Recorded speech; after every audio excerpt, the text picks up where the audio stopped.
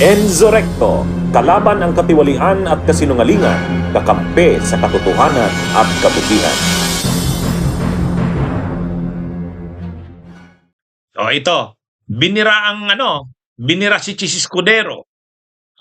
Sabi ni Panelo kay Chis Escudero, ano daw, mahina daw mag-preside si Chis Escudero. Ano daw, kaya daw ang gulo daw ng impeachment trial dahil hinahayaan lang daw ang mga hinahayaan lang daw ang prosecution.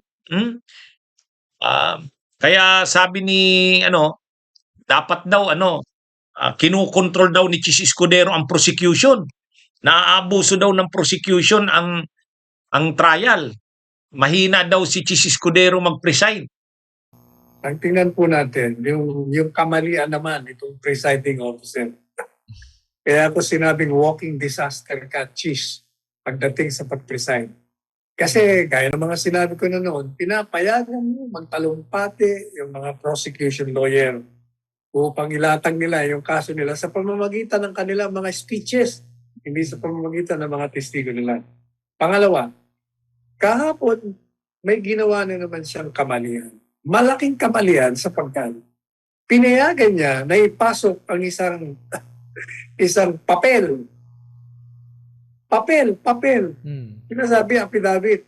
Yes. Pero nakita na unang-una, hindi isang affidavit. Hindi sinumpa ang salaysay. Kasi hindi nga nakapirma yung sinusupposed to be gumawa ng mga bayan.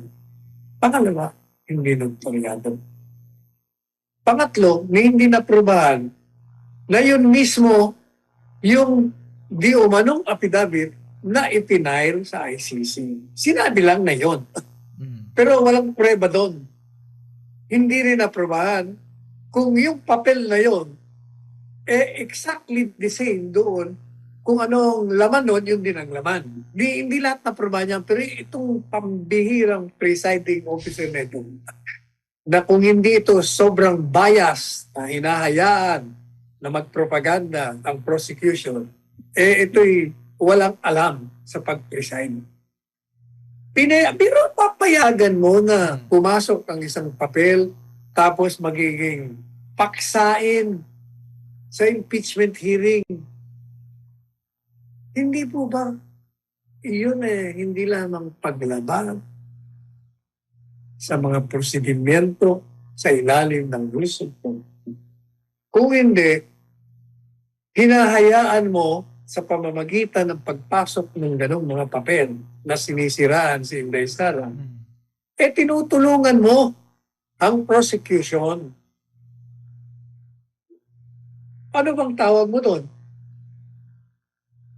Tapos tuloy, eto, kaya nagrereklamo sila.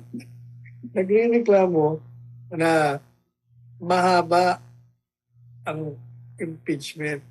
Tagal daw. Kasi nga itong presiding officer, siya mismo nagpapatagal. Pinagbibigyan niya ang mga kamalian, irregularidad ng mga estilo ng prosecution lawyers. Pinapabayaan niya rin ang pamamaraan ng pagtatanong na paulit-ulit. Pagsagot ng testigo, ulitin bago magtanong. Paulit-ulit lang. Tagal. Pangatlo, pinapayagan niyang pumasok na ebidensya ang papel. Tapos, ang kanyang ang kanyang katwiran, hindi ho. Yan papayagan ko. Pero hindi ho nangangahulugan na totoo lahat ang sinasabi niyan. Bahagi lamang yan ng pahayag ng testigo, Jesus Maria Joseph Chis. Alam mo, yung nanonood, hindi nila tinitingnan yan yung katotohanan o kasinungalingan ng payag. Ang naririnig lang nila at ang titingnan nila, yung mga sinabi ng paninilaw, sinabi pala ganito. Ano kaya, madalit sabi. Hinuhusgahan na yan. Pati yung mga senator judges dyan. Tao yan Hindi mo na, kasi kagaya niya, pinaniwala mo dahil sa pagpayag mo na yung papel na yon yun ang kapareho ng sinumpang salaysay na ibinigay ni yung testigo, Las Cañas ba yun? Las Cañas attorney. Las Cañas. Hindi mo nga naprubahan pa kung yun nga ba ang laman nun, pareho ng laman nun. At hindi mo maaaring magtestigo na totoo yun kasi wala ka namang personal na kaalaman doon. Yun lamang na walang personal na kaalaman ng isang testigo sa isang bagay na tinitistiguan niya, dapat hindi nakakapasok yun. Mr. Cheese. Gagawin na kitang palaman ng sandwich eh. Pambira ka talaga oh. Ay nako, Cheese. Ay, Sayang ang paghanga ko sa iyo. Sinira mo. Sa totoo lang mga kabunyog, si Chis Escudero, ang hirap ng role niyan. Tama lang, dito natin marirealize na tama lang yung desisyon nila Win Gatchalian sa kanila Lacson, sa kanila Kiko Pangilinan, na si Chis Escudero na lang ang mag-preside. Wag na si Win Gatchalian. Siyempre, ano to eh, kita nyo naman, maraming mga didesisyonan ang presiding judge na masyadong technical. Lawyer talaga dapat. Aabusuhin. Paiikutin. Paiikutin nila Alan Cayetano. At sa kanila, papaikutin ng defense itong si Gatchalian. Mahihirapan si Gatchalian. Kasi kailangan naman talaga lawyer. Bagamat hindi naman nakalagay na lawyer, pero nakita nyo naman, may mga bagay na kailangang mag-rule ang presiding judge. Si Chis Escudero, ano siya, mabilis mag-rule si Chis Escudero. Bagamat mayroon din tayong nakikitang hindi maganda, pero pinupuna naman natin. Pero sa kabuuan, maayos naman ang pagdadala ni Chis Escudero. Maayos. Ito lang naman si Panelo ang grabing komentaryo.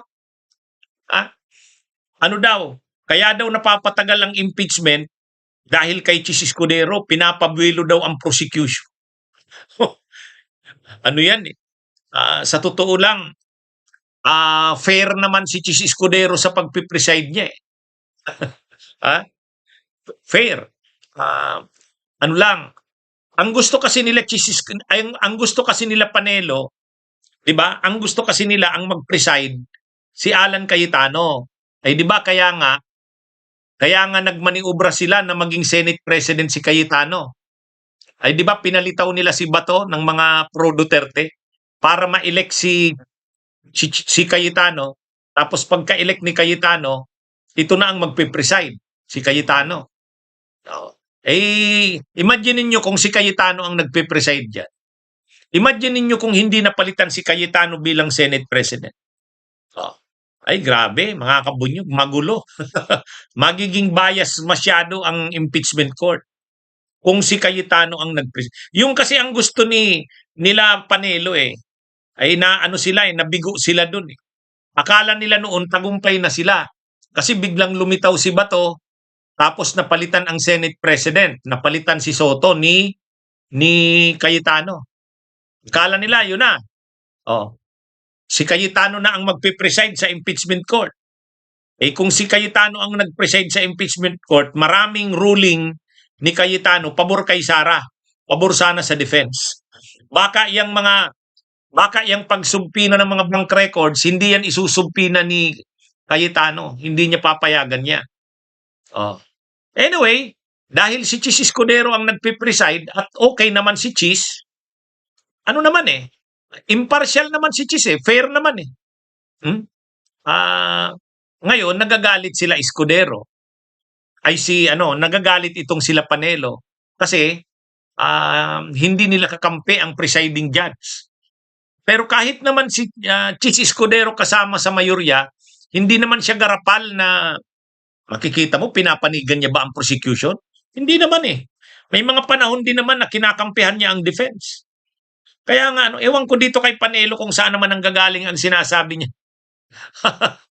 Ang yabang naman makakomentaryo nito. Hindi, sa totoo lang, mga kabunyog, ano daw si Chis Escudero, maka-prosecution daw. Pinapabuelo daw yung prosecution kahit daw dapat kontrolin na yung prosecution, pinapabilo pa rin daw. Sabi ni Panelo, kaya hindi daw siya kumbinsido kay Chis. Okay, mga kabunyog, mga kabayan, magandang araw sa inyong lahat. Mabuhay po tayo.